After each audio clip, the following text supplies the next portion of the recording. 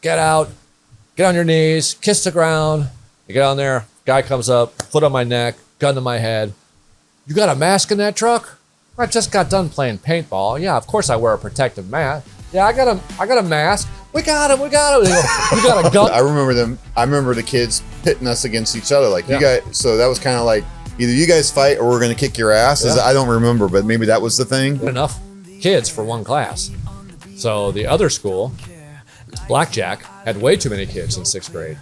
Had way too many kids in 5th grade. So they got the entire 6th grade class. But how did you get started in this? Like, how did you just all of a sudden have money, plopped it down, and you were delivering newspapers and saved up a bundle of money and bought into the industrial tool business? No, we started the store on $30,000.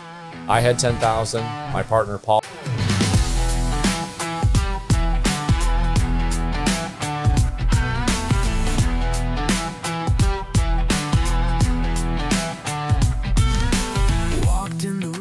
So here I am at this hardware store, which is an amazing industrial tool store. Oh, I'm sorry. Yeah. I didn't mean to insult you. That's okay. This is not a hardware store. This is an industrial tool store. With some light hardware. Yeah. Some light hardware. Yeah. Only hardware that's going to make you money. Let's hope. Let's hope. Yeah. So we had a guy drive from Springfield, Illinois today, about an hour and a half away, to pick up a drill. That isn't that uncommon, but he had called 15 places in his area, and he ended up driving an hour and a half to get here because we had 5 of them, and he needed 2. Today? Yeah, he's going to Alaska Monday. And he didn't have time to screw around. Yeah, and if he buys his tool in Alaska, it's double the price that it is here. Wait a minute. Double your price or double the normal price at the hardware store? Double the normal price at an industrial tool store, yeah. At an industrial tool store. Everything's more expensive in Alaska, Hawaii. Our first trip to Hawaii, like I told you, it's the first time I ever saw a soda machine take a $1 bill and not give change. You know, sodas were 35 cents back then. Right, 35 cents. Yeah, I remember going to the store. Not even 50. You get change back from 2 quarters. Well, I remember going to the store across the street, and I bought a jar of peanut butter about that big, and it was $5. Wow. Yeah, and you could buy a jar of Jiffy. For like less than $1, right? 79 cents or something? Yeah. So I wanted to get, Charles, or Chuck, depending on Chuck.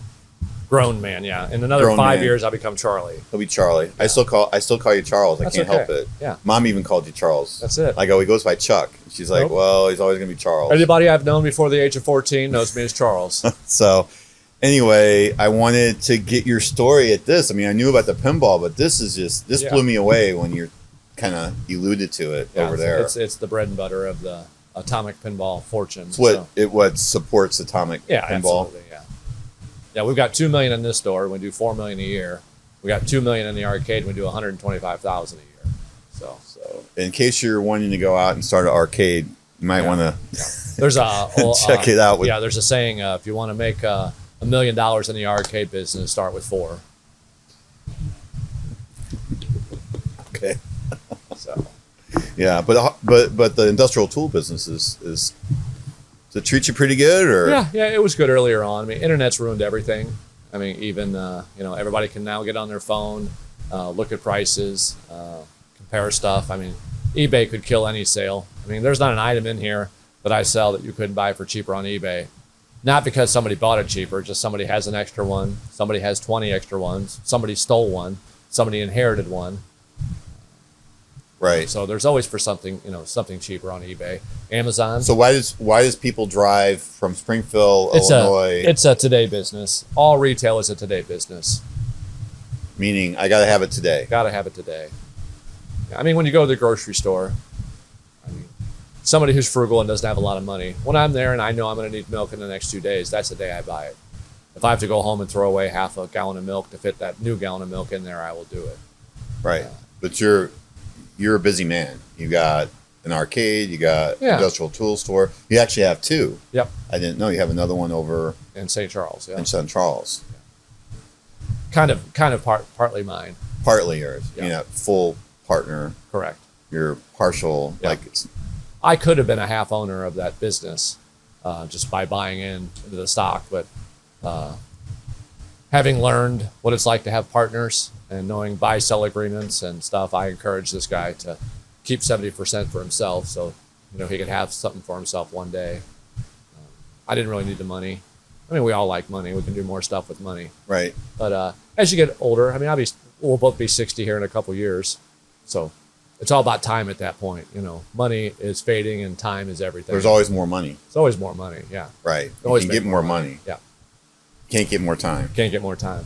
That's kind of why I'm doing this. Yeah. What I want to do. Spend my time doing this. Yeah. Meeting up with people, interesting people. Yeah. If you enjoy yourself and somebody can learn something out of it, Right. I was hoping to get a little bit. How did you get started in this? How did you just all of a sudden have money plopped it down and you were delivering newspapers and saved up a bundle of money and bought into the industrial tool business? No, we started the store on $30,000. I had $10,000. My partner Paul had $10,000, and his dad lent us $10,000. We started the store on $30,000, and were you did you have any experience with tools at that point? Or? Zero. I actually started as the bookkeeper. I'd worked for his dad, who had a tool store in St. Charles, Missouri. I worked there for 6 years while I put myself through college to get a business degree, which everybody gets. I actually got a degree in economics. I was going to say, I don't think you got a business degree. Maybe you went to the business school. No, I went to UMSL, and I got my. I actually showed up the first day. I'm turning off my phone here.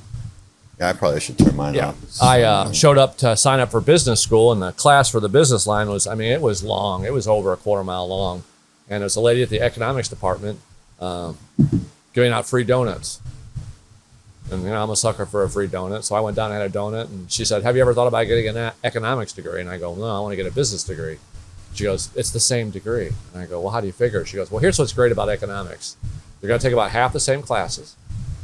But if you sign up for economics, all the classes you take, you can show up the day the school starts, and you can get all the classes you want in the times that you want."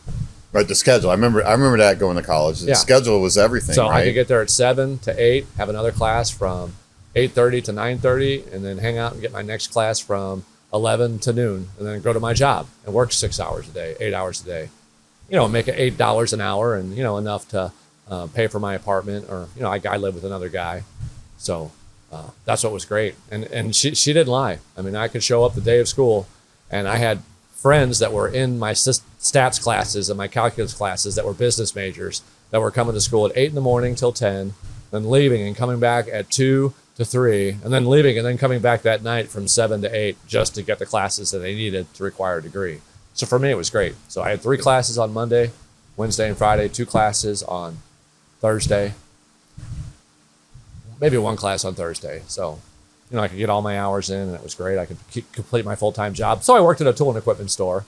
And basically, most of my merchandising I'd learned from Kmart. I told you earlier in life I got a job at Kmart. Is that when you went out and bought the suit and tie? Yeah. The one I never paid for. From Sticks, Bale, and Fuller. Highly prominent name. But yeah, I kind of, as a kid, I sold newspapers door-to-door, subscriptions. I made decent money there. Of course, once I got uncute and older, my voice changed. I got a job at Kentucky Fried Chicken making $3.35 an hour. Enough to play some video games and buy some cigarettes. But other than that, $3.35 didn't go that far. So I did a host of jobs. I sold insulation door-to-door. I sold windows over the phone, window appointments. And my friend and his dad owned a tool store, and I went by to take him out for lunch. And when I got there, I'd already been working for Kmart for about a year, and I'd learned how to merchandise the store. So I kind of started. What does that mean? I'm stupid. Just walking into a Kmart, you walk up and there's a assortment of air fresheners, and you get up there and they're all in different spots and they look like crap. And there's open packages, and some stuff's got old prices on it, some stuff still has sale prices on it. So you go to that area, you get the planogram out of the book from Kmart, and you see how that display is supposed to look, and you reset the display and make it look beautiful. So people can come up and actually see stuff. Yeah. Well, if you look behind us, we've got brand new displays up. All this stuff's laid out to make it look nice and appealable, give you lots of quality and product. You're still using the stick-on pricing stickers. Oh, yeah. That's old school. That's old school. Well, when you got a DOS computer system running the whole point of sale system here, we don't. Does this have I guess this is your inventory number here? Yes. So your old DOS system still can print off like inventory. Well, that actually is it based on the SKUs or is it based on this number or both? It's based on that part number. Most of our stuff's still based on the SKU. Do you scan this? No, we don't scan anything. You have to punch in the number. Just punch that number. We're real quick at it. Half the part numbers I already know. I've been doing this 40 years. I could probably tell you what something costs. I could probably tell you how many I have in stock. I can probably tell you how many I've sold in the last 20 years. but it had to be a prominent product.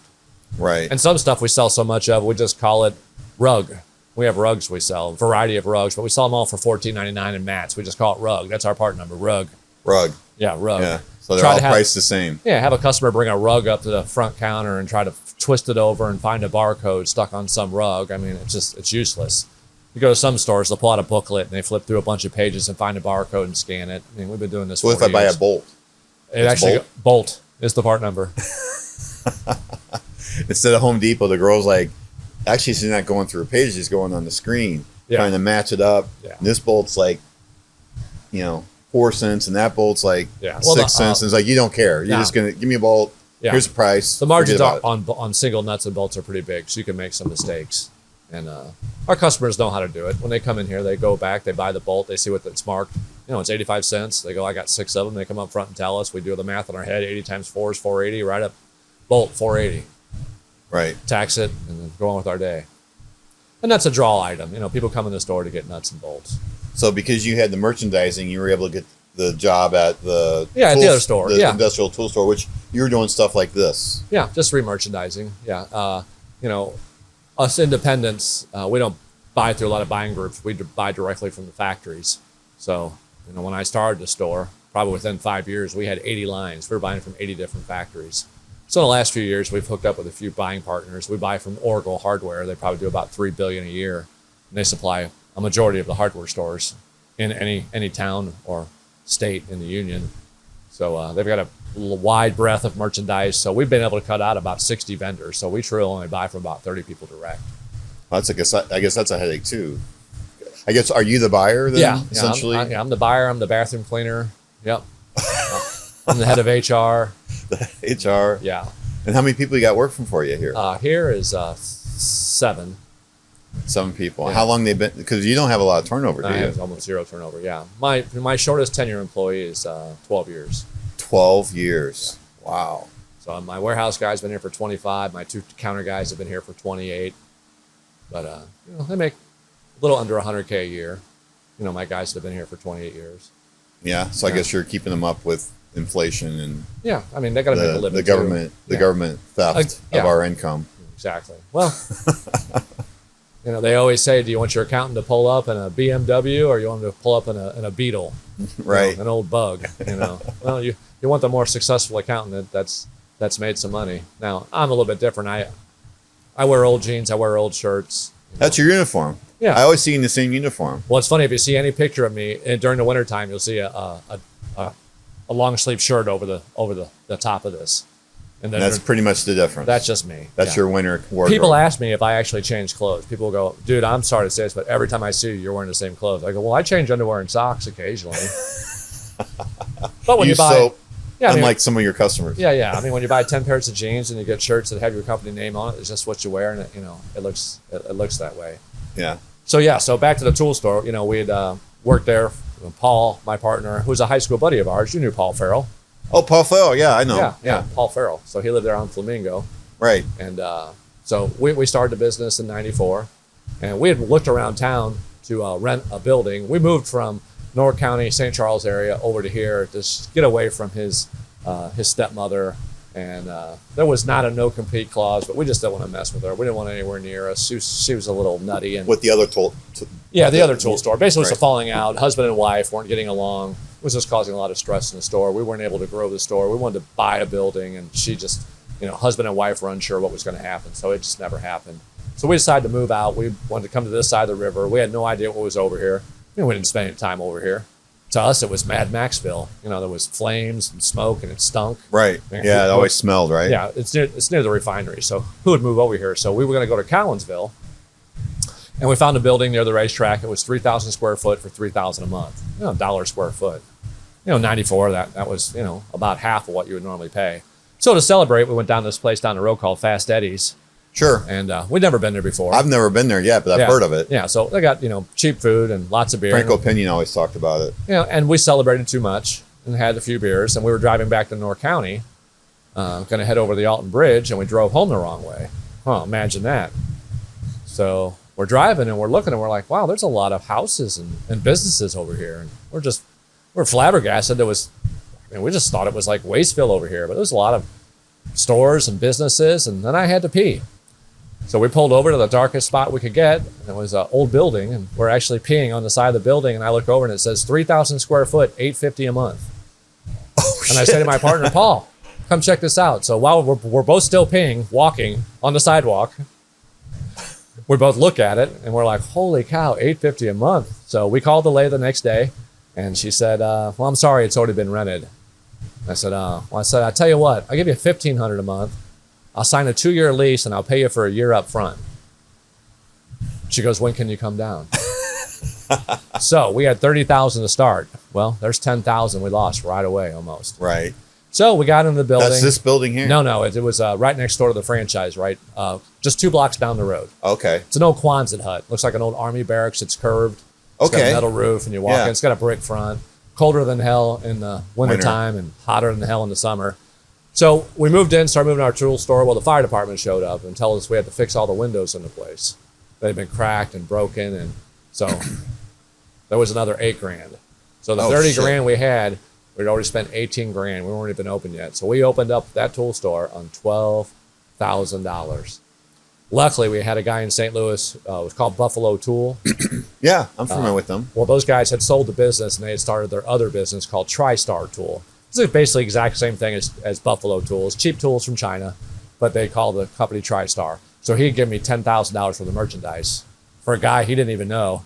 He kind of knew me, but they were looking to get their business started, so they helped us out. So yeah, we started with basically $18,000 or $20,000 worth of product.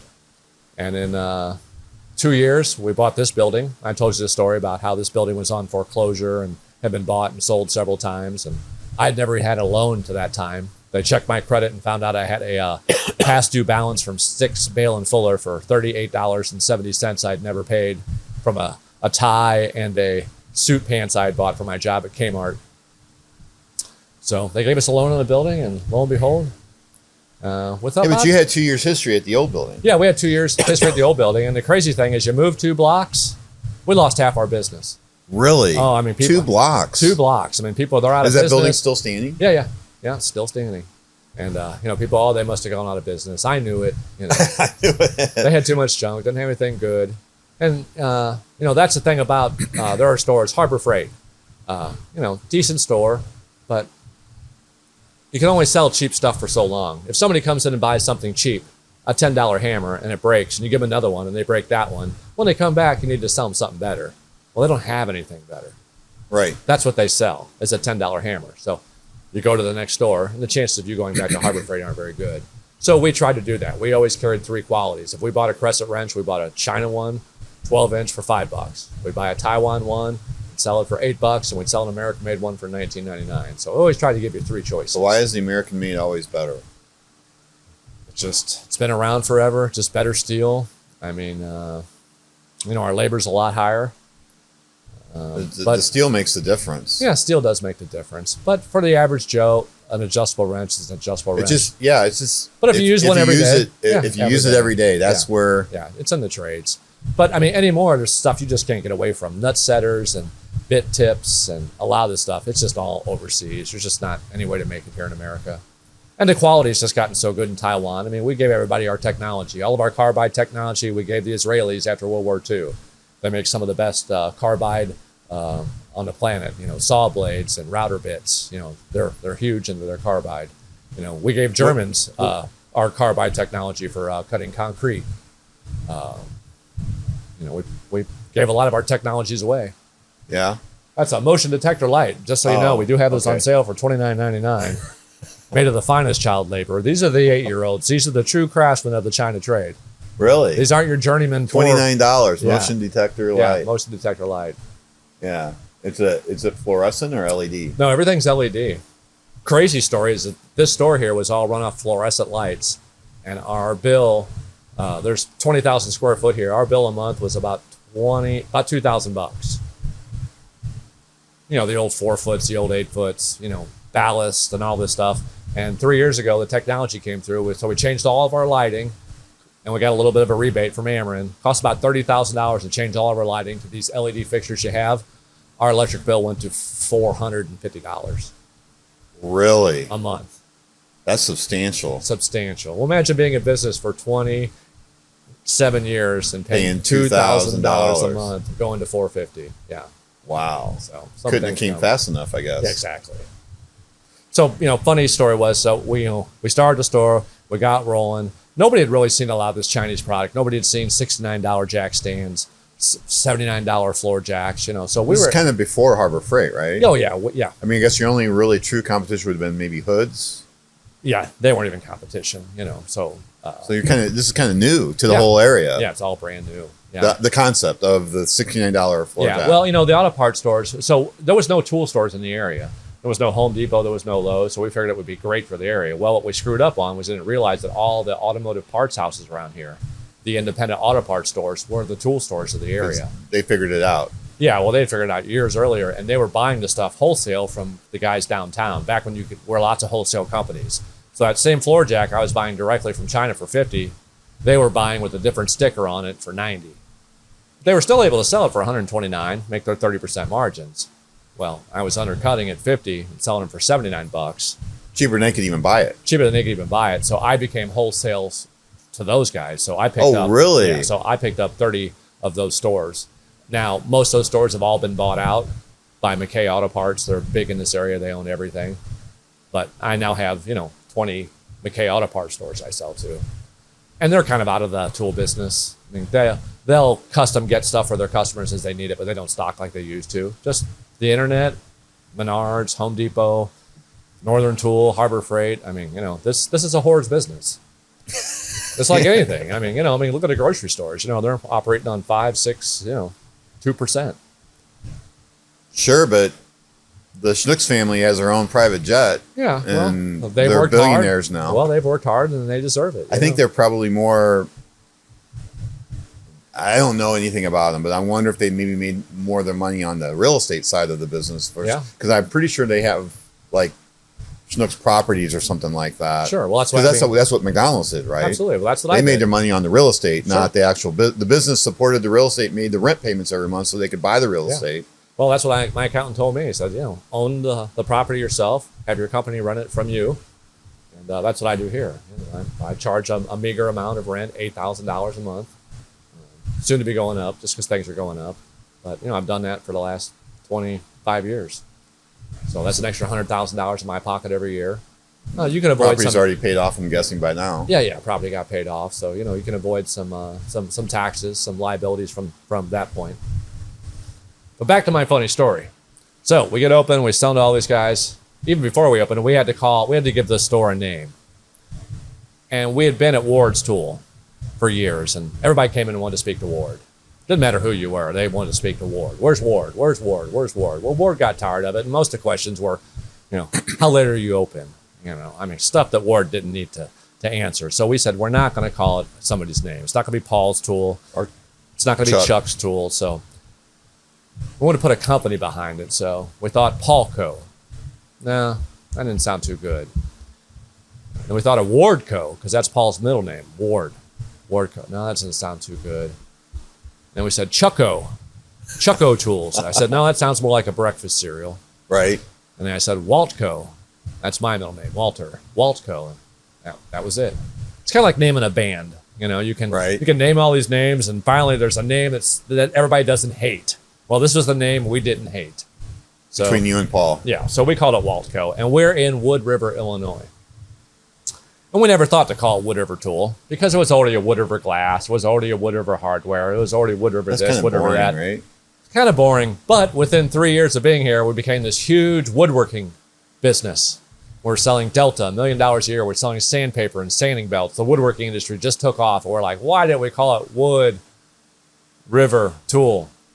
Yeah. Would have made sense. But then 2025. Yeah, it doesn't make any sense. So we're kind of known as Waltco. We do get strange phone calls. There's a liftgate company that we didn't know at the time called Waltco. If you drive down the highway and look at a truck that has right. I have seen those. Yeah, Waltco. Yeah, it says Waltco in it. So at least once a week we get a call for a B96825 cylinder kit for a, we have to tell them, no, you've called the wrong Waltco. So, being in business about 15 years, Paul has a degenerative arthritis, my partner. So, he had to leave. He used to work here in the store too with you? Yeah. He was here for 15 years, but he's got a degenerative arthritis. He's an 80-year-old guy in a 35-year-old guy's body, so pain pills weren't working for him anymore. He just wasn't happy, so we did a buyout, and he was able to go home and take it easy. Didn't make nearly what he needed to make, but that is life sometimes. So right, I feel for him. We're after you and I were bestest of friends as kids. Paul kind of became my bestest of friends. Oh wow, okay. Cool. I mean, Paul was an outcast. He had long hair. He was goofy. He walked funny, bow-legged. Kids picked on him on the bus. I didn't want to be friends with him. And then one day he told me that he got a new cartridge for his Atari game.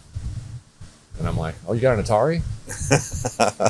And you know how those Atari... So Paul just filled in for me. Yeah, pretty much, yeah. I went from one dork to another dork, Bucktooth, pigeon-toed. Yeah. I wasn't bow-legged, but I was pigeon-toed. You were pigeon-toed, that's right. Yeah, and buck teeth. Yeah, but he was actually able to drive at the time, and that was that was kind of a cool thing as a 15-year-old having a buddy that could drive. Yeah, when I drove to school, I had a lot of friends. Yeah, because I could drive it, and I had since my dad was a teacher and my mom, when we bought my car, it was from another teacher, and I had the little teacher sticker. Oh, nice. And Lefty, remember Lefty? Lefty kind of looked the other way. And let me park in there. Yeah, the security He knew guard. I wasn't really supposed to park there, but yeah, you got away with it. I got away with it. Well, all those guys in the theater group, you guys got away with everything. I'm not in the theater group. That wasn't me. No, that wasn't me. Band? I really wasn't. I was. What'd you do in high school? I mean, you graduated West, right? I never fit in anywhere. You, I guess, found your crew. I don't know, but I never could figure out. Yeah, I just went with the guys. I was kind of nerdy. I was kind of dorky. I really wasn't a burnout. I did sports, but I really wasn't athletic. Yeah. I was on the swim. I was on the individual sport team because I never could do good with the team sport. So I was on track, golf, tennis, swim team. Yeah. I never got a varsity letter. Yeah, I was into the because I sucked at athletics. I was on the individual sports too. I was tetherball champ.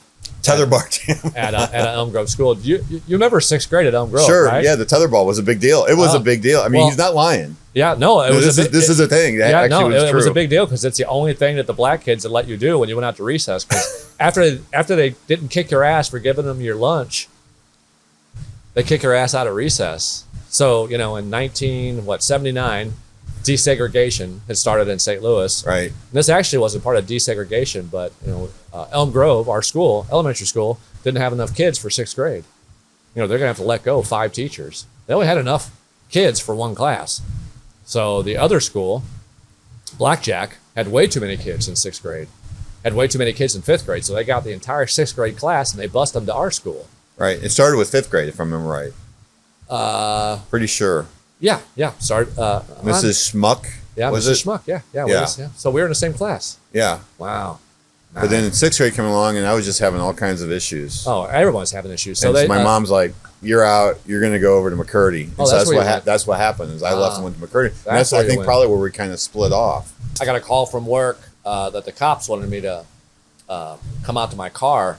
It was parked at the Villa Motel, which is right off of Lindbergh and 270. It's a 3-hour bang bang motel, And I'm like, I'm at the Hazelwood Bowl playing pinball. And they're like, well, you better go out and look at your car. So I walk out the front of the bowling alley, and there's these 2 long-haired dudes with Slim Jims trying to break into my truck. And I'm like, hey, there's cops everywhere. And I'm like, hey, what are you doing to my truck? He goes, is this your truck? And I go, yeah. And he goes, what do you know about this? And he holds up a bag of cocaine. This big, it's this thick. It is just a huge giant bag of coke. I know what coke looks like. And he goes, we found this in your truck. And I go, well, if you found it in my truck, why are you trying to break into my truck? And he goes, shut up, don't get smart with my lieutenant. So they brought in some dogs. The dogs wouldn't get off my truck. The dogs are smelling these 3 roaches that are in my ashtray. So it turns out that there's a drug deal next door in an apartment complex. Drug deal goes bad. Guy hops out of a 2nd-story window with this coke, climbs an 8-foot privacy fence, runs to the parking lot, puts the coke on the wheel well of my truck, takes off running. They catch him, no coke. They bring in the dogs and backtrack to my truck, find the cocaine, and the dog won't leave my truck alone. So I had to open up my truck and show him 3 roaches. And they told me how lucky I was. The other time was I was coming home.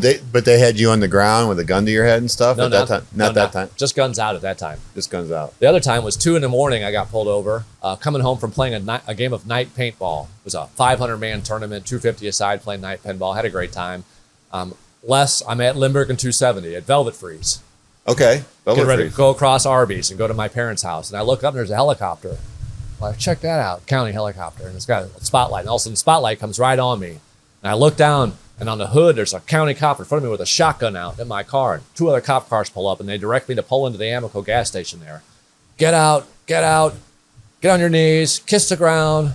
You get on there, guy comes up, foot on my neck, gun to my head.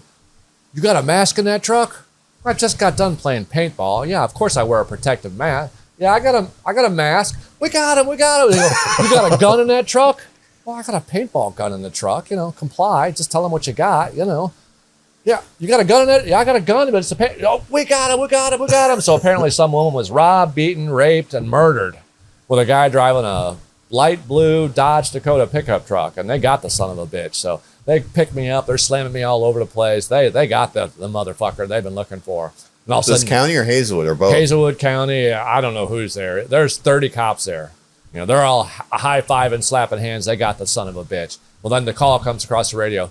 We're chasing a light Dodge blue pickup truck, on Shackleford, doing 100 miles an hour. Helicopter takes off. Everybody else takes off. I'm sitting there in cuffs with the fattest cop Hazelwood has. I mean, this guy is every bit of 390 pounds, and he tells me how lucky I am. And you know what I'm worried about the whole time? The 3 roaches. 3 roaches in my ashtray.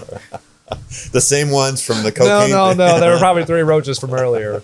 But yeah. So, when people talk about being discriminated against or, cops asking questions. And of course, as a young juvenile delinquent, I've had cops stop me and want to see the bottom of my shoes and say my prints match the kick in on a door. And I'm like, I didn't kick in somebody's door. I'd go through the window. What do I look like, an idiot? So always kind of a smart aleck, but I was always smart enough to stay out of trouble. I saw my older brother getting a lot of trouble. My older brother drove around on Halloween night with a 1/4 pound of weed in the car, egging houses. Yeah, that's a good recipe. That's a great recipe. To stay out of trouble. Stay out of trouble, yeah. So for the most part, comply. But nowadays with all these videos, you watch all this Facebook stuff of people just, getting themselves, walking around with cameras in public areas, taking pictures, and the cops go, hey, what's this guy doing? And they do it on purpose so they can sue the police departments. Right. Oh, you violated my 4th, my 5th, my 6th, my 7th, amendment, and these cops are paying all this money. It's just silly. Yeah, I remember getting pulled over on Manchester near McKnight and Rock Hill, and it was some young cop, and I was coming from the gym, so I'm in my sweatpants. I got my gym bag. I got a pickup truck, and it had a bench seat where you could throw the bag could fit underneath the seat. And so I put it there. And so I'm like, oh shit. So I'm reaching down to get, reaching down to get my wallet. And I come up with my wallet and I got a gun in my face. Yeah. And the worst part is he's like, show me your hands. And I'm like, dude, relax. Yeah, I'm getting my wallet. Yeah. That's what all criminals say. And so I show him my hands, and and this is my issue, and I don't know. I'm not sure what would happen in 2025 now. I don't remember what year that was. Probably in the 90s, early 90s. Come to find out, because he calmed down. He still wrote me a ticket though, motherfucker. Yeah.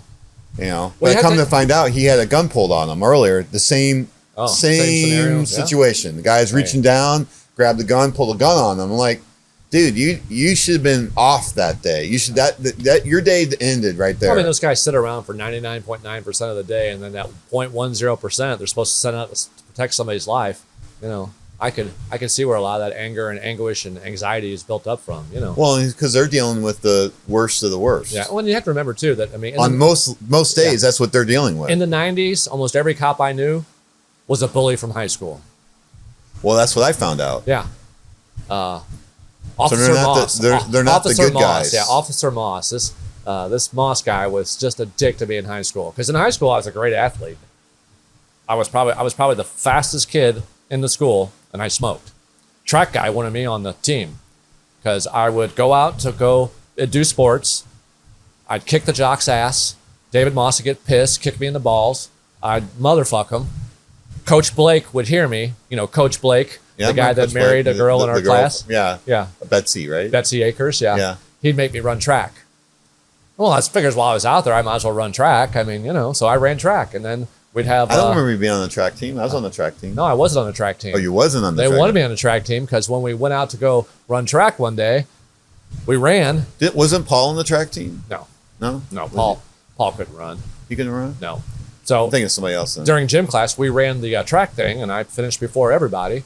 And the coach is like, "Dude, I think you just beat the state record." He goes, "What shortcut did you take?" I go, "I didn't take any shortcut. You told us to run, and I ran it." And he goes, "Hold on." So the track coach, I didn't know who it was, wanted me to join. Matheny, I think. Wanted me to join the team, and I go, "Well, I'm still going to keep my smoking pass because we had a smoking area at school." Right? Yeah. That's where all my friends hung out. Plus I was so fast because once the bell rang and your class was over, you had to run to the smoking area so you could huff a cigarette as fast as you could so you could run back all lightheaded. Nothing felt better. So, I was just fast to begin with. And he goes, "Yeah, I want you in the track team." I go, "Well, I'm not going to quit smoking." He goes, "Well, you can't be in the track team and smoke."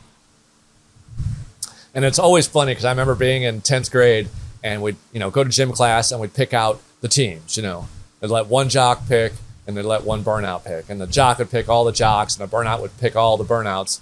And we would just smoke these guys. At flag football. And I was always picked last because I wasn't a burnout or a jock. Well, those pigeon toes don't help much running first base or catching a football.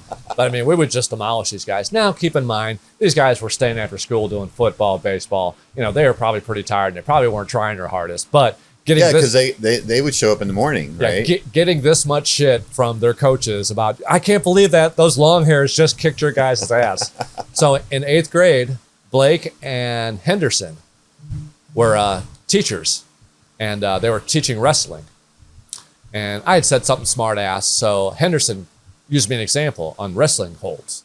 So he brought me over, and he put me in this hold, and he stretched me. And the dude hurt me bad. I was crying, and kind of other kids started making fun of me and stuff. And when class was over, I went up to him, I said, "Man, dude, you freaking hurt me." I said, that wasn't fair at all. And he's like, "Oh, I'm sorry." He goes, "Tell you what, anytime you see me, the rest of this year, you can call me pussy." So for the rest of the year, every time I saw Henderson down the hall, I go, "Hey, Mr. Henderson, big pussy, what's up?" And he'd go, "Not much, Chuck. What's up with you today?" So in that class, we wrestling, and I wasn't that big of a kid. We had Scott Sissom. You remember Scott Sissom? Yeah, I remember Scott. Yeah. State wrestling champ, right? Right. So we had these match-offs, and they put all the burnouts on one side and all the jocks on one side, and you couldn't get off your knees, and you had to drag the other person across the line. I dragged Scott Sissom across the line twice. Really? And the coaches just gave that guy so much shit that 135-pound kid dragged a 190-pound guy. Yeah, he's all muscle, right? The state wrestling champion across the line twice. He's a big bulky. guy. Yeah, big guy.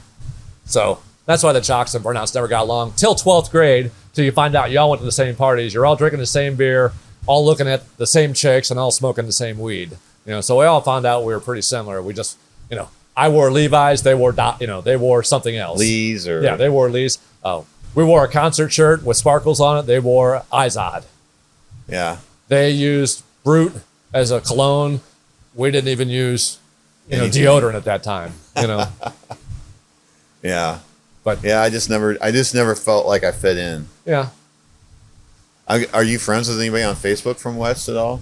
Even for Jeff Ritchie, Damien Eichhoff, all the guys that lived in my neighborhood. We had about 14 kids. We all hung out together, and I really wasn't even part of that group. They were cooler than me. So it even took me a while to break into that group. But once I did, was that group. So us 14 guys, we hung out. All the time. I really never hung out with anybody from Hazelwood. Till we were 35 or 37 or 38. Years later, we'd all, be 11 of us, we'd all meet somewhere. Or, we'd all end up at somebody's house for poker night. So we were all very close. But in the last, 15 years, things have grown apart. People have moved out of town. People have just finally gotten sick of other people's shit. And, 5 of those guys in my neighborhood committed suicide or have died. Really? Yeah. Joey Adler left us. Danny Hughes left us. A couple other deaths of guys, and one guy got stabbed in the neck in a bar fight. Ricky Christian, He died in a car accident. Yeah, we had some trauma in that neighborhood. All before people were 18 or 19 years old. Oh, right. I remember. What was her name? That was in the bad car accident. Heather Eichhoff? No, I think her name was Cherie. Or Cherie. Oh, Cherie. Heather was the most beautiful girl in our neighborhood. I mean, she was. If there was an 11, she was an 11. Sweetheart. I've known her since she was 4. I mean, I never thought of her like that, but she was a beautiful girl, and she got in a car accident, put her in a coma. She was in a coma for 2 years, came out, never the same, lived to be 45, When was this car accident? Probably 97, 98. Oh, so after high school. After high school, just a little bit after. So this was a girl that it happened during high school. During high school. No, I think she lived in those apartments behind your house. Yeah, Shapery. Yeah. Yeah. I probably wouldn't have known her that well. But no, on Facebook, yeah, there are a few people and from who's high school. Fitzgerald? What's her name? Karen Fitzgerald? Yeah. So I'm friends with her. Yeah. So I chat with her sometimes on Facebook. I love to chat with her. I always loved her in high school. Yeah. That was my high school crush. Oh, really? Oh, man. She never knew it. She never knew it? Yeah. Yeah. Once we're off camera, I'll tell you some thoughts. But yeah, I see her all the time on there, and she looks like she's very happy. She's been married to the same guy for a long time, had kids. Sure, yeah. Seems like she's doing well. That's good for her. Still lives in this same neighborhood. Yeah, Rhonda White, I see her on there all the time. A few other people. There's a girl named Cheryl Ransom who's on Facebook. Doesn't post any pictures of herself, but I had a big crush on her too. But again, what I failed to realize that in high school, all those girls were dating, 3 or 4, years above their age. Oh, right. Yeah. So high school prom. I didn't have a date. Wasn't planning on going. I'm a burnout. I ain't got a girlfriend. I'm spending all my money on weed and beer, and I don't have time for no girlfriend. So I asked a girl, Christine Schmidt, are you going to prom? She goes, well, I want to, but my boyfriend, he's 4 years older than me. He doesn't want to go. He already went to prom. So I said, well, why don't we just go as friends? She said, that sounds great. I said, good, we'll go. So I had my dad's station wagon. I took her, Kelly Shields, and Kelly Smith, and Heidi Palermo. I know those girls. Yeah. In my dad's station wagon, okay? I had the 4 hottest chicks in my school going with me in my dad's station wagon so they could lay their dresses out, in the station wagon. Got there, and, going to get your picture taken. And Chris asked if Kenny Sladek, remember Ken Sladek? If he could get in the picture with us. He came stag. I go, well, I mean, it's a prom picture. I may want to show this to my kids someday. Or, I said, does he have any money? He said, oh, no, he doesn't have any money. I'm like, well, I don't want him in the picture. So it kind of pissed her off, so we took the picture, and they're very nice. And then, I asked her for a dance. I like to dance at my prom, she didn't want to do it. She was mad at me. And then she brought a camera to take pictures, and she had lost the camera, and she was frantic about this camera, So she basically just treated me like crap the rest of the night. But they were going to have a party at her boyfriend's house after the prom. So I drove myself there, get to the house, and knock on the door, and her boyfriend answers and says, well, we got too many people in the house. You can't come in yet. Gotta wait for some people to leave. Well, other jocks and his friends are showing up and letting them in the house, but they won't let me into the house. So again, it doesn't take me long to figure it out. I give my buddy Paul a call, who's already dropped his date off, and he says, yeah, I'll come get you. So we go out and we have a good time and we drink, and it's all forgotten. Facebook comes out, 15 years ago it comes out, and there's somebody posts this picture of us at prom, and they're like, oh, you guys look so cute. And I see a remark from Christine Schmidt, goes, one of the greatest nights of my high school life. And I just fucking laid into her. I go, one of your greatest nights. I go, I remember it as being one of the most terrible nights I ever had. And I went to this fucking tirade. I just told this whole entire story. And I have Heidi Palermo, Kelly Smith, and Kelly Shields all telling me what a horrible person I am. And there's no way that it happened that way. And I go, I drove all 3 of you bitches to the prom. And they go, no, you didn't. I go, yeah, I did. The dork would know that he drove the 4 hottest chicks from high school in his dad's station wagon to prom. He would know this, and they're all like, well, I don't remember it that way. I go, I know exactly how it was, because I have an excellent memory, and I am known to embellish occasionally. But I just thought it was actually humorous. And, Chris Schmidt got really kind of pissed off, and we unfriended each other. Which prom was this? Was it junior prom or senior prom? Senior prom, 85. 85. Yep, 85. Yeah, I went with Kelly Schroeder. Oh, yeah, I remember. Yeah, well, you didn't have it. You didn't have it. But the junior prom, I went with Amy Mowry. Okay, yeah. Yeah. Yep. So, once I ate a wasp in 8th grade, I was unable to ever get a date in high school. You ate a wasp? A wasp, yeah. So in 7th, 8th grade. Was it like a dare or something? Oh, yeah. So we were in shop class, and Kurt Summers, big jock, Kurt Summers, they had this dead wasp they found in the corner on the windowsill, down in shop class. And they had it on this table, and they were going, bet you won't eat that, Kurt. Bet you won't eat that. So they started laying down dollar bills. Well, a fucking pot ended up at like $22. I grabbed that fucking money, took that wasp, and put it in my mouth, and you could hear it crunch. Because all it was a shell. Once a wasp is gone, it's just shell. It just crunched, and you could hear it all through the shop. And everybody's like, oh, big deal. I mean, $21 in 1983. That'd buy you 7 joints and 4 packs of Marlboro Lights. Are you kidding me? So took that money, and then I got out. Wasp boy. I never had another date in high school since then. And it worked out great for me. Really? Well, my buddies that had girlfriends in high school, they were spending what little money they had at $3.35 an hour, taking these girls out to the movies, or well, I can't go with you guys tonight. I gotta go to my girlfriend's house, so I can feel her boobs. I don't know. Yeah. So hell, I didn't get laid till I was 20. Huh? It was great because I had all that time to be free, do drugs, right? Live. Yeah. I don't know. I just remember. Because my first real girlfriend was actually from, I guess she went to Lutheran high school. Oh, they're the best. They're better than the Catholics. And she was, her mom was Korean, her dad was American. Oh, wow. So she looked a little different. Yeah. And so, I don't know. I guess I always liked that, different. I didn't like the white blonde girl. That wasn't my... Well, it's almost silly for me to say. You know what I really like in a girl? It's a lazy eye. I love it when one's looking here and the other one's looking that way. I don't know what it is. I like it. I can't help it. Some guys like amputees. Some guys like blondes. I like a girl with a lazy eye. Yeah. Crazy. I like the exotic look. Yeah, the exotic look. Yeah, I get it. So well, this has been a hell of a conversation from tool stores to our entire it was supposed to be about school. It's supposed to be about the tool store. Like, why are people going to come here? Yeah, because I got no place else to go. They got no place else to go, and it's the Today store. Like I'm going to get it today. Officer and a Gentleman. I got no place else to go.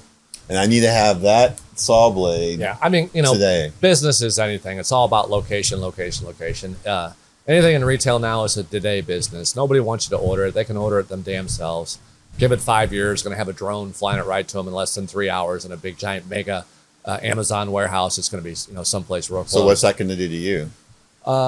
It's probably still be fine because you're going to have loyalty and you're going to have some. Well, they got you.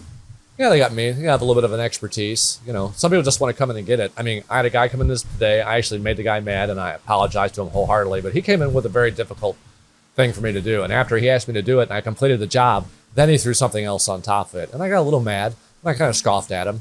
And then he goes, well, just write me up. I'll just take my business someplace else. And then, I go, dude, I just spent time solving this whole problem for me. And then you threw another problem on top of it. I said, I apologize, so on and so forth. But he goes, well, I knew I just should have went to Lowe's. I go, dude, you'd still be standing in Lowe's waiting for somebody to figure out what the hell you were talking about. What I just completed for you, nobody else could have completed. Right. I got all this stuff here. I got your thing solved. And now you're mad at me because I'm mad at you. So... And here's what I've learned in business. Don't be me. And I even told my employer when I left, I said, I handled that completely wrong. Yeah, you're being a dick. I was being a dick. And I was. And you do the same task for so long, And what this guy needs to remember is he's not the bread of my business, Whether he came in today or not doesn't make a shit. Well, I think you even told me being open on Saturdays is a loser for you. It's a loser. But if you didn't have those hours, yeah. Well, you wouldn't sell during the week. Yeah. I mean, a guy drove from Springfield today to buy $3,000 for the DeWalt tools because nobody had them in his area. So, a plus for me. Problem is that's the outlier. That doesn't happen. No. Well, and the problem is $3,000. If it would have bought $3,000 for the Chinese stuff, I could have made $1,000. But I bought $3,000 for the power tools. I maybe made $300. Maybe. Right. Yeah. The margins are slim. So, but yeah, my point to people in business is anybody can be a dick. You just need to draw it in. And I realized it, after I did it. So I made the guy stay, and I made him shake my hand, and I made him realize that I apologized, that I was being a dick, and I knew it.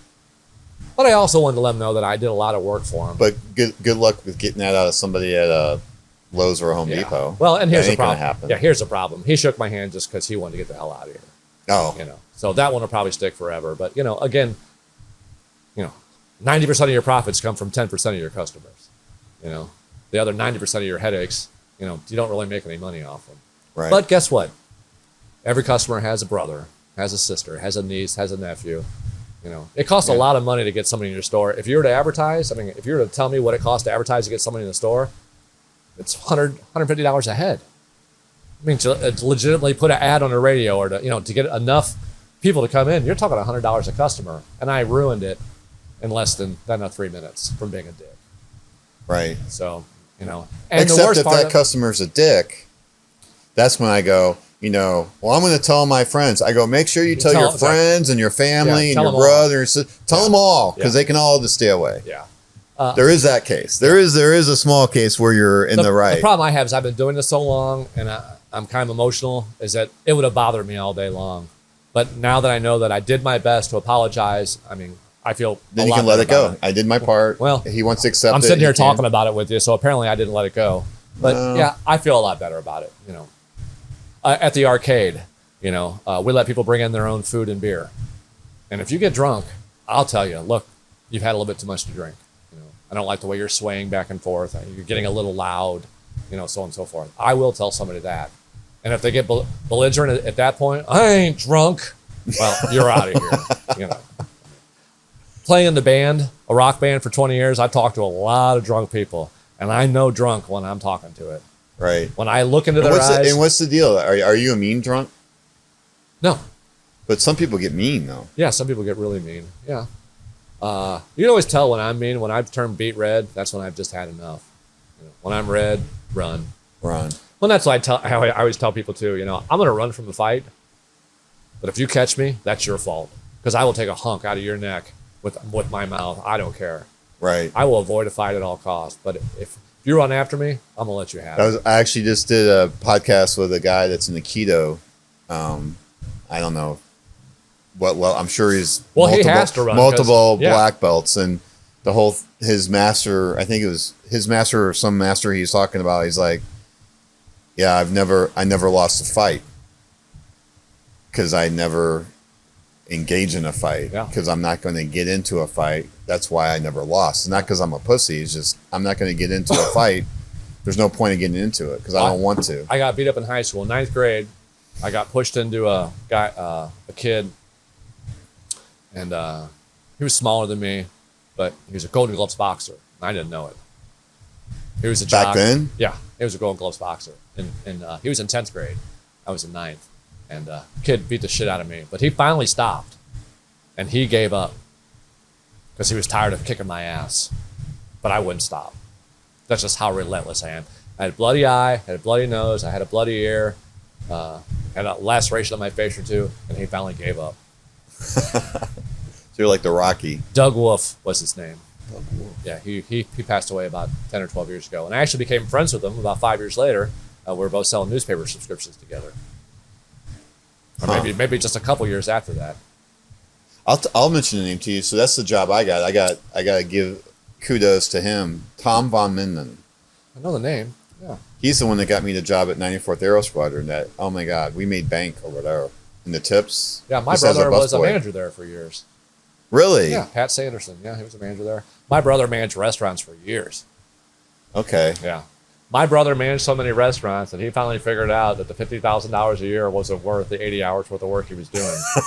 So that was a big number. And yeah, so until he added up the hours. So check this out. He goes to college, decides to go part-time while he's still a general manager for these restaurants, gets a degree in computer gaming. He's going to make video games. He tries to get it in the field. Nobody will hire him. He's 45 years old. Who's going to hire a 45-year-old game designer? So he decides to take that, and he starts to sell point-of-sale systems to restaurants. He's been in the restaurant industry his entire life. He knows it. And the point-of-sale systems got real good, so he started installing these point-of-sale systems in those computers. Well, that went on for about 2 years, and the company he was with was dicking people. And they went out of business. And my brother, out of his own pocket, finished up the last 3 jobs he had. No work. No, he's going to have to go back to being a waiter. So he goes to this liquor store to buy a bottle of Jack to drown his sorrows.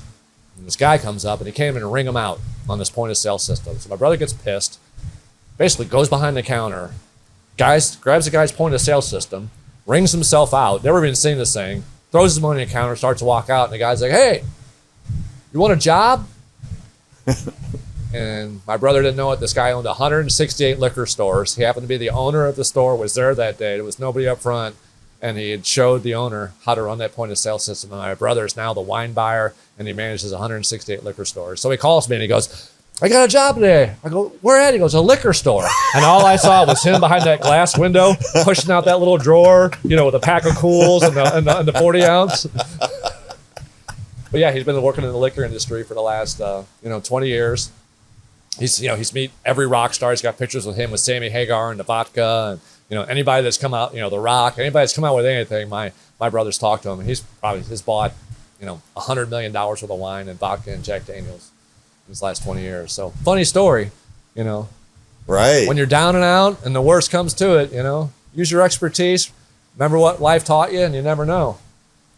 That's interesting. Yeah, go out and get a bottle of Jack and end up freaking getting mad at the cashier and figuring out the point of sale system for him. And this guy couldn't even figure it out. Well, he's the owner. Yeah. He's probably filling in because somebody called in. Well, think of the circumstance that created that. Well, it's just like the store. We opened up the store. We had no idea there was a refinery over here. I mean, we knew there was a refinery over here that processed oil. You could smell it. You could smell it. I mean, hell, you could light your front yard on fire here for a long time. You could dig it up in your front yard and actually light the grass on fire. There's so much chemicals over here. But we were just selling tools to homeowners. That's all we did. We didn't realize there was this market we could sell to. Guys that inspected, cleaned it, or maintained this place. So really, that's, 80% of our business is now coming out of that refinery. 10 years ago, we had a lot of small mom and pop places, automotive places and, glass works and all that stuff. But the problem is those guys get old. They got nobody to sell their businesses to. Nobody wanted to be a mechanic 20 years ago. Nobody wants to work. Nobody wants to work. Well, a mechanic makes $100,000 a year, bare minimum. I got a friend of mine. In fact, I did an interview with him. He works for a car warranty business. He's like, they cannot produce mechanics fast enough. We got, what is it, Rankin Tech here? Yeah. Yeah. That I was trying to get my kid interested. I go, because that's not going to be taken over like tomorrow by robots. It probably will eventually, but that's a pretty advanced robot that has to do the mechanic work. And the welding. And hell, they were just talking on Fox News to a girl welder this morning. Tell you what, you're a woman and you want to make some money? Go in the welding business. You want to see the world? Every job site. If you're a black female, the world is your oyster as a welder. You can go anywhere you want in the world and weld because of quotas and everything else. They need you on the job. Wow. I know a girl welder making $140,000 a year. She can take off whenever she wants. She can go wherever she wants. She can do whatever she wants. She can just quit. I'm sick of this job and get another one. She made so much money over 15 years. She retired, and now she's a teacher. She teaches welding. She teaches the welding. Yeah, at Lewis and Clark, she does women's welding. She teaches women how to weld. Oh, only women? I think there's probably some men in the class, too. But yeah, that's who she aspires to teach. That's what she's doing with her life. Wow. A lot of money to be made. Especially for minorities, there's so many opportunities. Yeah, I don't know. I haven't seen that for my family. No? I got 3 minority children.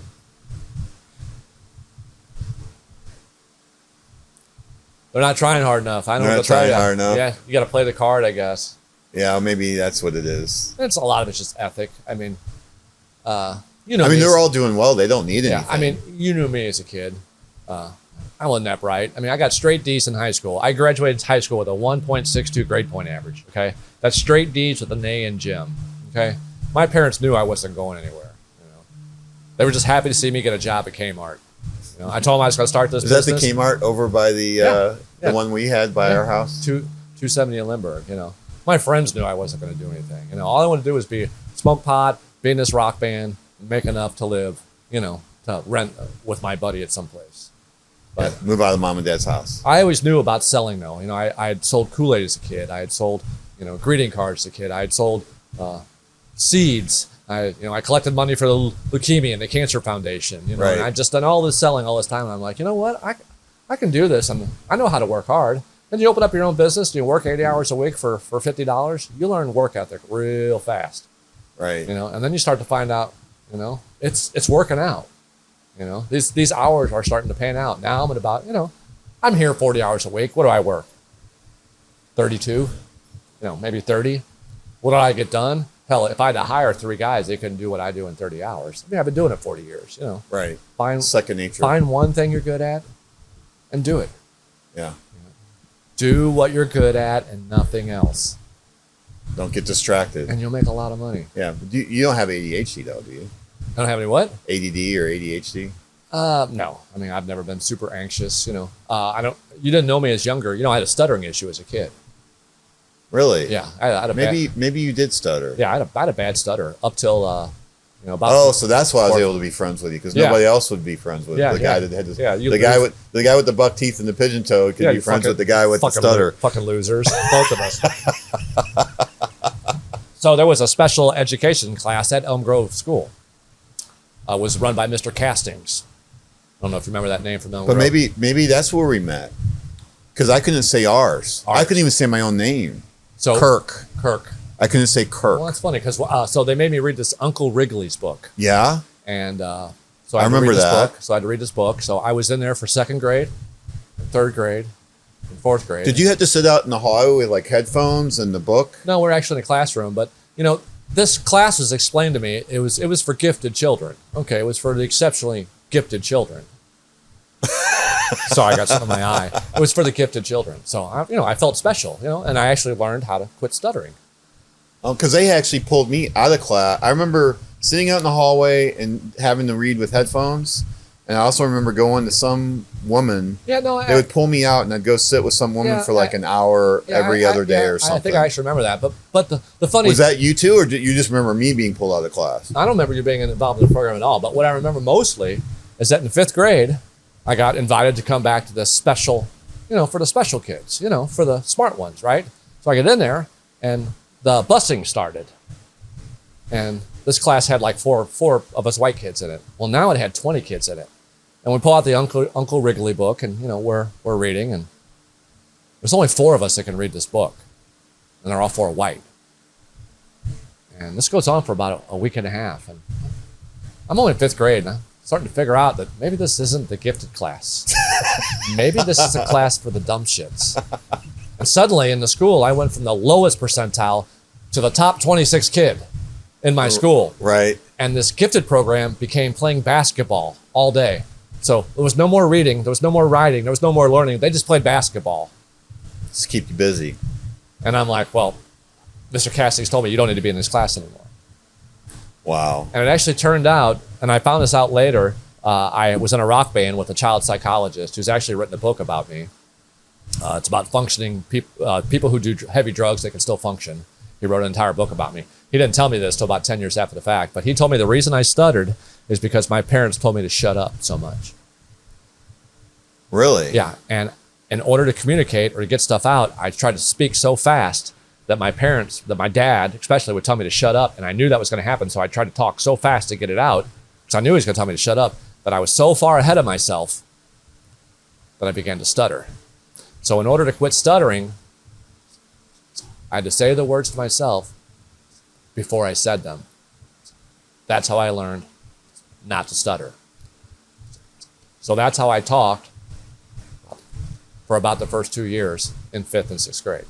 I remember you doing that. I had to say everything first before I said it. I remember you doing it right now. Yeah. I remember. Pretty funny. You doing that. Yeah. So being a stuttering kid who speaks everything before he says it. It never even dawned on me what you were doing. Gets a 1.62 in high school, does tons of drugs, does a rock band, and all I did was work hard at what I was good at, running my mouth. And, you know, I mean, dead, I'm worth $7 million. Today, 250. By next week, I could probably come up with $1.5 million, but that's more than anybody ever expected I could come up with. Right. And you know, that's my point of the whole thing. You know. Well, that's why that's why I'm here. Yeah, I want to hear this story, because this is an amazing story. Yeah, I mean, you don't have to be smart. You just have to set your goals and just do what you love. You know. And you gotta and you didn't quit. I didn't quit. And you know what? I think a lot of people quit before they're like get so close. Yeah. And then they quit. And they're so close to success. And people have scruples too. So I tell every employee I have here, when I hired them, I said, I will never ask you to do a job that I haven't done 10 times. If I tell you to go clean the bathroom because there's some crap on the floor, this isn't because I want to hurt you or I'm punishing you. It's because I've already done it 50 times. and unfortunately I have this order I got to do that you can't do. Exactly. And I can't do both. Yeah. So that's why I have guys. And you can do this. I mean, one, because of pay. I mean, I'm not an incredibly nice guy. I mean, I told you I can fly off the hook. And, when I get mad, I'm mad for 20 seconds and I forget about it anymore. I have my dad's anger. But my guys know that, I would never give them a job that I don't ask them to do. And I've had guys here 28 years, 25 years, 15 years. Nobody leaves. Well, I have a client of mine. He runs a Five Guys store. And he's super even keeled. He doesn't fly off the handle or anything like that. But that's the thing. There's not a job in that organization that he wouldn't do himself. Yeah. And I was sitting down doing this with one of his managers because he wanted me to do it. And I had to pull him over. He's got some stuff that he's cooking up in the kitchen. I turn around. Next thing I know, where's Dan? I mean, he's one of the partners in the ownership of the organization. I didn't even know he even had ownership. I just thought he was the district manager. Got it. Yeah. That's how humble he was. He's like, if you saw him, you wouldn't know who's in the kitchen. There's all these people standing around. Who's in the kitchen cooking? Dan's cooking. Well, I knew something and that's the thing. Yeah, well, that's the difference. I knew something was special with me when I got that job at Kmart. They hired me at 3:35 to do checkout, and then one day they put me in housewares, and I saw what a mess it was, and you just did it. Well, I also found out that if you worked, the day just went by a lot quicker. Well, right. You spent more time screwing around and not working, and the day just seemed like went on. So I said, I'm just going to dive into this, and I cleaned up this whole department. And then they told me to go over to hardware. And then they made me manager of sporting goods. And then they, and I just kept progressing. I just kept getting better and better. Because you just showed up. I just showed up. I just did the work. I needed the money, And you didn't sit there and give them a bunch of lip either. They weren't giving a weed away for free. Beer costs money, When the guy went into the liquor store to buy your beer, I mean, hell, I thought a 6-pack of beer was $10 my entire life.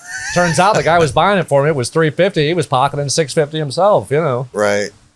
But yeah, at that point, I realized, what? If I just put my mind to it and work, I could pretty much do So I'm anything I curious. want. You started this out. You were like already in deep out of your 30 grand. You're 12,000 left. You were able to get some inventory. Like,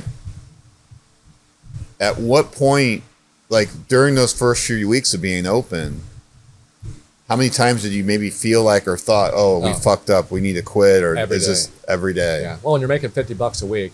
So, but you still showed up every day. Well, I did. At what point were you actually, oh my God, this is going to work? Once we moved to this new location. For 2 years, you're showing up every day going, oh man, we made a mistake here. We still owe Paul's dad 10 grand. And so what's funny, our 20 grand's gone. And so at the old store, 2 blocks down the road, there was a place called Pro Exhaust right next door to us. And these guys would come over and they'd get a chop saw blade or a tool. And they'd go back and they'd have lunch together. It was a father and 2 sons. And they had a Deadpool going on Walco Tool, how long it would take for them to go out of business. One guy had it at 6 months. One guy had it at 8 months. Another guy had it at less than 8 months. Because they'd come over to get stuff and we had a bell on the door. And when you walked in, it would ring because I would wake up because the only way I could make any money was I played in this rock band during the nighttime. I make $75 a night playing in a rock band. So $50 a week, $75, 4 nights 4 nights that I played out, and on Sunday I'd go to the flea market and sell all the tool stuff, and I'd make about the 150 there in profit. So I was just exhausted all the time. So they come in and I'd see them. I go, just get what you need, just write it down. So they're like, this guy's going out of business in no time. So 2 years later we moved here, and then we started getting bigger. And that guy closed his store and bought the building next to us. And he's told me this, that he was following me. He said, I'm going to follow that guy. And he followed me. And then I bought the property behind here, like I told you, for my expansion, and I didn't expand, and I sold that property to him. And without me buying that property and going through all the hurdles I had to do to get it, which were huge, which I could tell you at another time, I sold him that property at $50,000, which would have cost him $200,000 to buy. But I was able to finagle my way, get it, the timing, and so on and so forth. Because this property over here was owned by 3 people. One was dead, one didn't want it, and one was never going to sell it. Oh my goodness! They were in a huge fight. They were in a huge fight with each other for years. And I had talked to lawyers. I'd done this and I'd done that, and I finally found a lawyer that figured it out. And for $300, I got that piece of property for I think it was $1,000. Really? But it cost me $48,000 to get it cleaned up, to tear down the building, to do all the stuff to it, to get it ready for me. So you gave it to this guy? Yeah, I gave it to for what I had in it. What was I going to do with it? I mean, I've already got another piece of property over here I can't do anything with, So, and I was glad to help him out. He's got a successful business. You felt like you got your money back, I guess, in some respects. Like, I didn't lose anything. I didn't lose anything. It wasn't, I mean, all I was going to do was go over there and cut grass.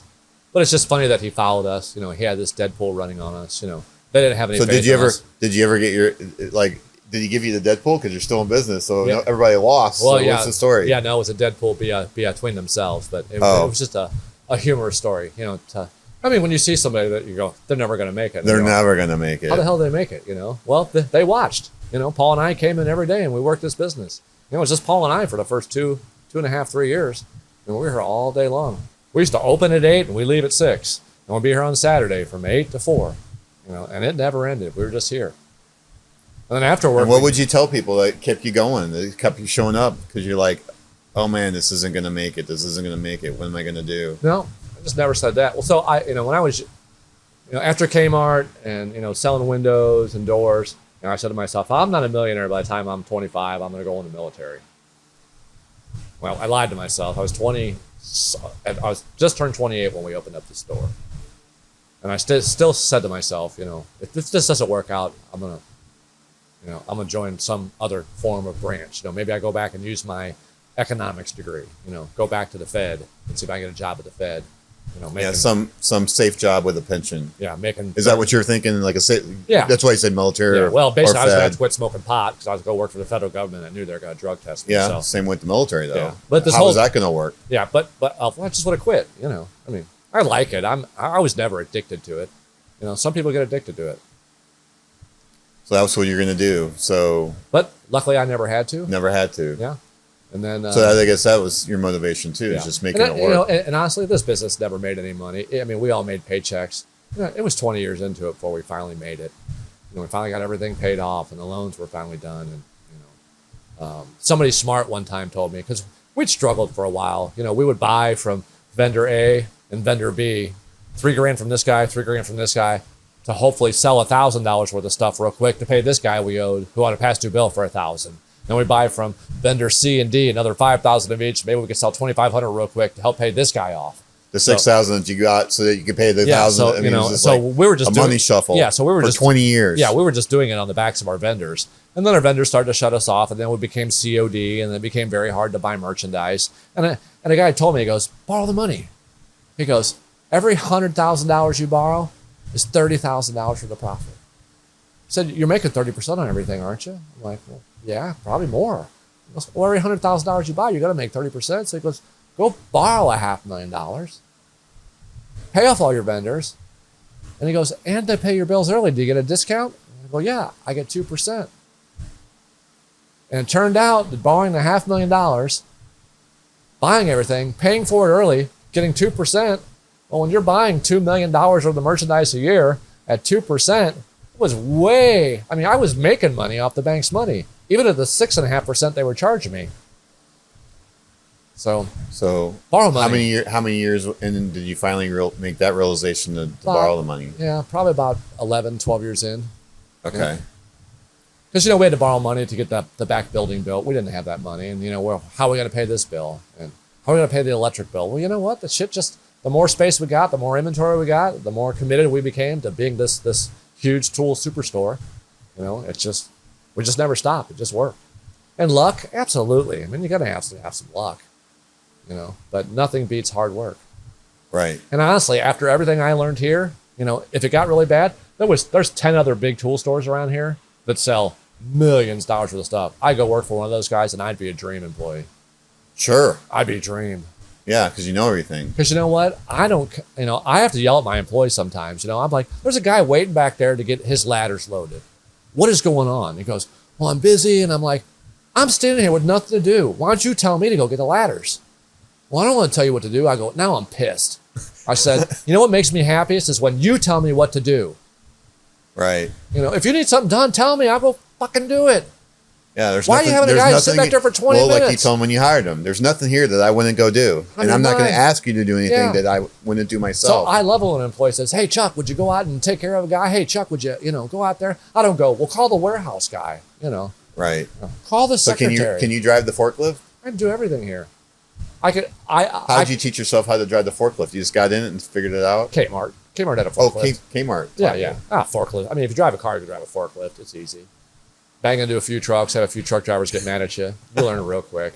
I mean, I was doing the books here for, the longest time until we switched to QuickBooks. I don't know how to run QuickBooks, but I'm sure I could figure it out. I'm sure it's a nice tutorial online. Right. Because the old system I was running, there was no tutorial online. It was just, use it. I guarantee there's no tutorial on your DOS inventory system. No, definitely not. But that 74-year-old man, he can run it. I can call him with any question. He can tell me how to do it, run any report I got, so on and so forth. So what's your plan after he's not able to do it? Probably go to QuickBooks. He doesn't have a succession plan in place? Not really. I mean, he's got a handicapped son who's going to require care for his entire life. Oh, so okay. I think he's going to be He's not going to be able to... Yeah, he's not going anywhere. So, but the son's not going to be able to do it. Yeah, no. I mean, we wrote paper invoices for the first 5 years here. I can write a paper invoice faster than anybody. Yeah, well, that's working smart. You didn't go spend a bunch of money on a system you didn't necessarily need. Yeah. Well, now paper and printing's gotten so expensive, it just doesn't make any sense to do handwritten tickets. Right. Yeah. Well, that's been a really interesting. I mean, you shared a lot of part of your success. I think the biggest part is just perseverance, getting up every day and showing up. Yep. I think that's a big part of it. Just showing. A lot of people want success without the show up part. Yeah. Well, and I mean, and it's tough now. There's so much going on. Could you do it again if you had to start from scratch today? Is you think you could build this the way you have? Yeah, I mean, with enough market research, a little bit of help on that end to find out the populations and the income and what people are doing, and spend time going around seeing what stores are actually selling what, who's providing what. I mean, I have no doubt that I could do it. Would you do it again? Would you go into the tools? Yeah, I mean, it's been good for you. Yeah, that's all I know at this point. I mean, I'm kind of stuck at almost 60. Yeah, I mean, it's so tough for young people today to find.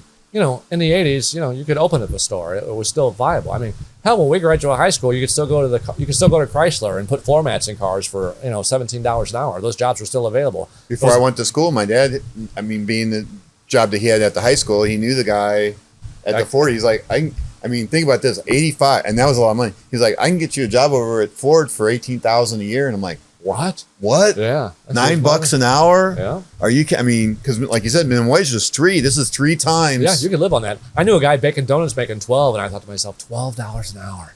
Wow, how my life would change. I was like, wow. But I get it for kids these days. I mean, it's amazing to me how many coffee places go in. There's a Scooter's Coffee. There's a Starbucks. I'm like, is there really this many people buying a $7 cup of coffee? But every time I drive by. I mean, Post Commons, have you been there? I haven't. That's a pretty cool place in the old post office in Alton. Yeah, they're always full, and they know their hours. They're open at 5 in the morning and they close at 1. I think it was 6:30 to I think 2 or 3. Yeah, they close pretty early. Yeah, I mean, these guys know their hours. They know the market. They know the area. So, But what he tells, like my son, that's the problem that he has right now. He's like, he wants to move out. He's smart enough to put together a budget. And he's like, I need to make like 70, 80 grand a year to legit, have my own place, pay the utilities, have a car. Yeah. I mean, he even, cars don't even figured into the cost because we gave him a car. So he has a car. He's got the title. He doesn't owe any money on it. Yeah. But he still has to maintain it because it's got 170,000 miles on it. He's got to pay the insurance on the car costs more than the car's worth every year, at least in Florida. This is part of the problem. I mean, this is crazy. He's got to pay $4,000 a year for insurance to drive the car, and the car's only worth like $4,000. Yeah. Well, so, I mean, his budget's legit. He's not going crazy living in, Miami Beach in a nice high rise. He's talking about cheap, a $1,800 a month apartment. And it's just so funny that we talk about cheap. So I just saw a guy, one of my YouTube videos I watched while I ate my lunch, and he says, so far there's been like 120 billion people on the face of the planet, all of time. 120 people born and died on this planet. And he said, at no point in time, anywhere in the time that we've recorded, we are at the top of the food chain. We are at the pinnacle. I mean, people who are middle class today, they complain. They live better than the kings lived back in the 1400s. They live better than Aztec goddesses, and I mean, we're at the top of our chart. And just basically, his point is, we're just unsatiable. Everybody's got to have everything in a certain amount. You got to have your, I mean, how many TVs you have at your house? Well, we only have one. You only have one. Because you can only watch one at a time. How many are in the garage that aren't working? We got. I think they've gotten rid of them finally. Okay. Well, I mean, and you can't give them away. Yeah. We've literally thrown away 3 TVs in the trash. Well, that work, but they're not 4K. One of my guys here went to Ukraine about 15 years ago to adopt a child, and he goes there and he's just totally blown. They got a radio in the house, they got a TV, and they people that. No, but we're an oddball. We're an oddball family. Most families have a TV in every room. Yeah, 5 TVs. They have all this stuff. They have clothes they don't wear. They have shoes they don't wear. Just all this stuff. So we're at the top of our pinnacle. So in order to be successful, I haven't washed these pants in 4 days. Okay, they're jeans. But jeans aren't meant to be washed every day. Well, they aren't. But these ones probably should be. Since I've been working out, need a lot of protein. The backside. Yeah. No, I'm just saying. I mean, we're just doing too much. We just expect too much. And sure, I like nice things. And I'm sitting here telling you this. I own 150 pinball machines and 60 video games. But I live a little meager. I drive a truck that's 15 years old. You don't live in $1 million house. Yeah. I mean, do I wear cologne? No, it costs money. I smell just fine. I got a bar of soap from free from my buddy. Right. Hopefully, I smell good with it. But I think kids, these we just need to take it down a notch. Need to learn to live a little bit more meagerly. I've never been super religious, but after I snuck in at age 13 at Village movie theater and I watched The Exorcist, I became very religious after watching The Exorcist as a 13-year-old, especially where it says this story was true and it's from St. Louis. The Berg Hall. I went to school down there at SLU. Oh, Walk around the 3rd level. It's scary. Scary. Yeah. So, I mean, really, I didn't bring religion into it till I was about 40. And, I always wonder why old people go to church. So much you see older people, well, because they're getting closer to death and they start to realize, but I mean, there has to be a God, and you just put your faith in God. I don't care if you're God's Mother Nature, if it's Allah, I don't care if it's a snake or a serpent, put your faith in something and know that something's, none of this shit can happen on earth. There are 262 variables that have to happen just for life to happen on earth. Well, what is it? It's and the chances of all this stuff. 4, is it 4 trillion? Or 400 trillion that you're actually here, that you're there and I'm here. I just wrote a post on LinkedIn. I'm like, you've already won the lottery. If you are reading this, you already won the lottery. I mean, you're living. You are the most unique thing ever. Right. Problem is, you're looking at the most unique thing ever. Right. I saw a guy one time talk about there has to be 4,000 people have to be born for you to be here. And you think, and he goes, well, look, you're here. You had a mom and a dad. So there's 2. They had a mom and a dad, and another mom and a dad. They had mom and dad. And that's just, just the permutation and the combination that keeps going out. You get all the way to 4,000. 4,000 people have had to come for you to get here. And think of the odds of that even. Forget about the 1 in the 400 4,000 people with an average life of 30. Go back and think of how, I mean, we're talking about, cavemen. Right. At a pond, that Quest for Fire movie, right. The girl's washing herself at the pond and the guy walks over and has his way with her, that was where it started, and the odds of you being born, out of the sperm that comes out, the million, the times that it happens, that you were the handpicked one, and my parents for 30 years were probably like, shit, you had to get the stupid one, he went the wrong way, he was headed for the light. But things worked out because, basically we're our parents, You're your dad or your mom. I'm my dad. I'm my mom. So, do you feel that, like, one of the things I've been writing about, and I've actually had this thing, and I shared it with you even, about how helping people like yourself as a founder. This is kind of what I want to do, is establish himself as a thought leader and an authority in their space. So for you to be industrial tools. And I was going down the pathway, and I had a talk with a guy from New Zealand. And I've had a couple of other talks with other people, and I was wondering, okay, you got to get the right profile shot, and you need to get your cover photo right, and your title, and all that. But if I'm going to actually really help you, we really need to peel away all the layers and find out who are you? And one of the things I've kind of trying to work through this week is how do you find out who you are and pull away the layers? And it sounds like I'm going to maybe put words in your mouth, but I feel like you got to have maybe a little bit of gratitude. And because I think that's kind of what you're saying, maybe in a backwards way, because you're talking, we have so much. Yeah, we're living better than the kings did in the 1400s. Yeah, well, you don't realize is, when you're a young kid and your mom makes roast on Monday, and you hate roast as a kid. It's got, carrots in it, it's got potatoes, it's roast. And then Wednesday comes and she has this open face roast beef and you love it. It's on bread, it's roast beef, it's got gravy on it. And then, Thursday, who knows, Friday, you have hamburgers. Oh, God, I love hamburgers. And it goes on your entire life. And then at 40, you ask your parents, what happened? And your dad goes, well, I made $100 a week. I raised 3 boys and mom stayed at home with the kids. Remember that roast you guys hated? Yeah. He goes, that was dinner on Monday. It became the open face roast beef on Wednesday. And then we mixed it in with the hamburger meat on Friday because we couldn't afford beef. And you got to go, wow. I lost a shoe one time in Coldwater Creek. We used to play in the creek all the time. Right. Well, I lost a shoe. Catching the crawdads and chasing after them. And I came home without a shoe. And my dad beat me with the other shoe for 20 minutes. My mom came downstairs, had to stop him. I mean, he was getting into it. And I was like, it's just a shoe. Just a shoe, Dad. I didn't realize my dad was working 60. He was cleaning limousines on the weekend just to get an extra $20 so he could buy his kids shoes. Why did I have hand-me-downs? Why am I wearing patch jeans? Why am I wearing these tough skins? Why am I wearing corduroys? Yeah. Why do I have to have patches on my knees? Yeah, exactly. Why can't I just get a new pair of jeans? How come I got a jean jacket with an old patch on the back that's been taken off that was definitely a girl's jacket, but everybody's giving me shit at school? Because guess what? Your parents are poor. Right. Even if you think your parents, I got a buddy of mine lives in a $1 million home. He's doing great. He's got a job. His wife's really successful. What you don't realize is that they got property taxes. It's $23,000 a year for that house. I figured it up. It was $550 a week just to live there. That's a week. Right. That's rent. If he owns it. He owns it. Well, lucky he owns it, but if he was having to pay a mortgage on top of that. Imagine the insurance. And you got kids going off to college and you're buying cars and all that stuff. You got a member, I know what I pay every month. Yeah. It's outrageous. So insurance and taxes for me, just to live where I am, it's like $1,500 a month. Yeah, it's nuts. And I don't own my house, unfortunately. Yeah, I wish I did. So, for success, just bring your shit down a little bit.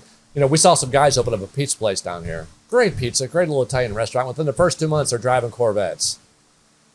They're out of business in 7 months. Just spending the money as fast as they could get it. When we started, we bought a floor jack. If we sold a floor jack, we didn't pay ourselves. We took that money and we bought another floor jack. You bought 2 maybe. Then we bought 2. Then we sold those 2, we bought 3. When we sold 3, we bought 4. We just kept adding to our inventory. And just paying yourselves $50 a week. Paying ourselves $50 a week. Because Paul was going out, Paul was doing sound. My partner was our sound guy for the band. So he made $75 a night too. So he was just as tired as we were. He just didn't go to the flea market on Saturday. I always wondered how he got by because he actually owned his own house at that time. He was on his own. And his Ward and his wife finally got a divorce. And Ward, we always told Ward, once the store ends, you come over here and work for us. Okay? So Ward came over here, and he wasn't over here a day, and he's, Paul, yelling at his son, telling his son what to do. And his son had to go, look, old man. It's my business. It's my business now. You need something done, you can go do it your damn self, Well, I had to agree with him a little bit, and Ward says to me, well, how about all the times I've helped you out over these last 5 years? And I go, Ward, you gave me $10,000. We already paid you back. He goes, no, the money I gave you every week. I go, he goes, yeah, I gave Paul $250 every week. You're supposed to split it with you. I turn to Paul and I go, what? And Paul goes, well, I know I'm supposed to split it with him. So that's why he didn't have to go to the flea market, and that's why he still had his house. He was making $1,000 a month while I'm over here freaking hustling it. Yeah. So at what point owning, and I know you probably want to get going over to, you're going to have to, right? I gotta go to the gym. Oh, we gotta go to the gym. I gotta go run 2 miles. Look at that. 68, 58, still running. Still got some still guns. Smoking. Come to our store and shoplift and see if I catch you. Are you going over to Atomic too, or? Yeah, tonight. Yeah. Yeah. So we got to wrap this up, but get up at 6, open the store at 7, work till 2, do a podcast till 4. I'll go work out for an hour and a half, and then I'll go to the pinball place till midnight tonight. Easy day. Easy day. This is an easy day. And I get paid for this. I don't get paid anything at the arcade. I'm not paying you for this. No, I get paid for coming to the store in the morning. Just being with you, Kurt, is enough payment for me. Bringing back all these great memories. All right. Well, anyway, hey, thanks a lot. Yep, good to see you.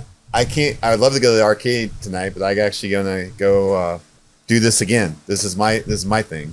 This is my one thing that I'm working on. It's nice to have a life. Yeah. Well, I'm very thankful. I mean, I have a really good life. I had a good bringing up with my mom and dad. I had a mom and dad there for me all the time. I mean, I think a lot of people just kind of what I was trying to say is you just need to have some gratitude to what you have and how fortunate you are. Yep. And every single human, if you're alive, you already won the lottery. I mean, I know some people don't have as good as others. No. And got dealt a bad hand. Yep. Definitely. But at the same time, I think if you have a lack mindset, a scarcity mindset, there's no room for abundance. When you just, if you watch the things about the brain, they run scans on brains, about people thinking negatively about themselves. And it's worse than alcohol. It's worse than that self-talk. Yeah. It's just actually Keith Thorne, the guy that I just interviewed, the current book he's got is, I forgot the name of it, but I think it's like The Voice Inside or something. It's about all this self-talk that you do. Yeah. So it'll be real interesting to see when that one comes. I'll have to share Keith with you. He's here, a local guy over in Collinsville. Okay. And yeah, I'd love to hear it. I'm in I have a book out in the car. I'll probably read. Oh, you don't read? Looky here, we got ourselves a reader. He's got it on audio, so I'll send you the link on audio. Awesome. You have to check it out. All right, cool. Thanks a lot. Thanks, Kirk.